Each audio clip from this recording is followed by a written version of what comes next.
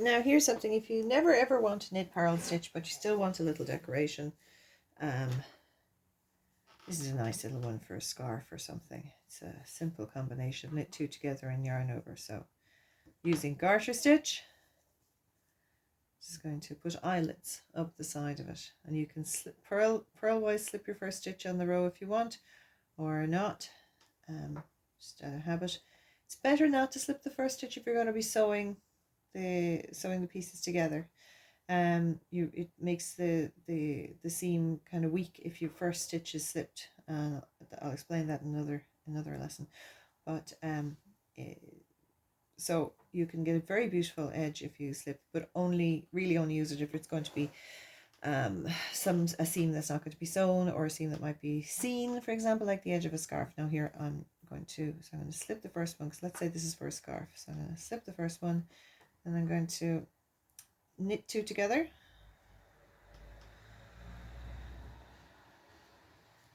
And I'm going to yarn over, right?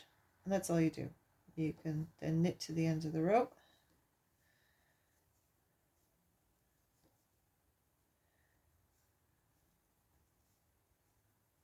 And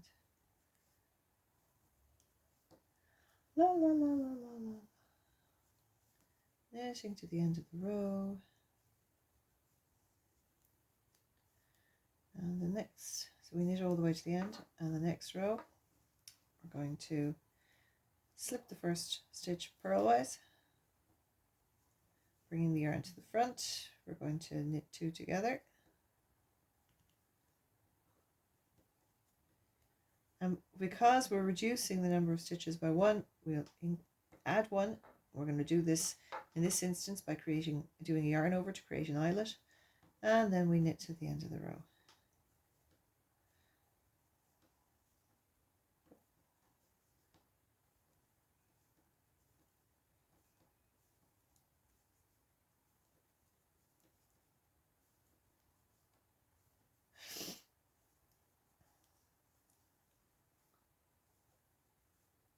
And when you knit through a yarn over, like I've said before, it'll be big, it'll be loose, but you just carry on carrying on. Okay, I'm just gonna get some more wool out here, and we're going to slip the first purlwise again, bring your yarn to the back. We're going to knit two together. Sometimes it can be a bit stiff. There we go.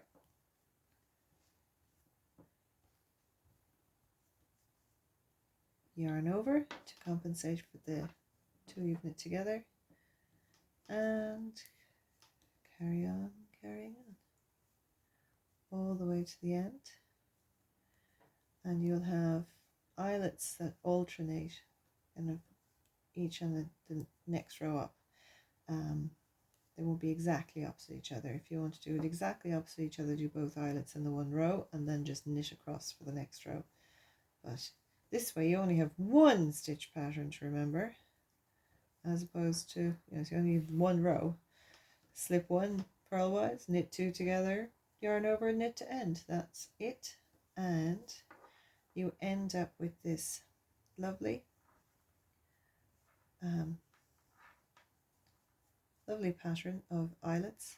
And you can see at the side, here's where I wasn't slipping any visible bubbles. Where I do slip, you get this nice kind of chain effect on the end. So this is quite loose. So if you're trying to sew pieces together, this doesn't give you much stability. This gives you great stability when you're sewing. So if you're knitting to sew it together as a seam, work the first stitch, whether it's a purl or a knit stitch, work the first stitch in the row. If you're not, if it's the edge of a cowl or a scarf, you can leave the first stitch slipped. Okay.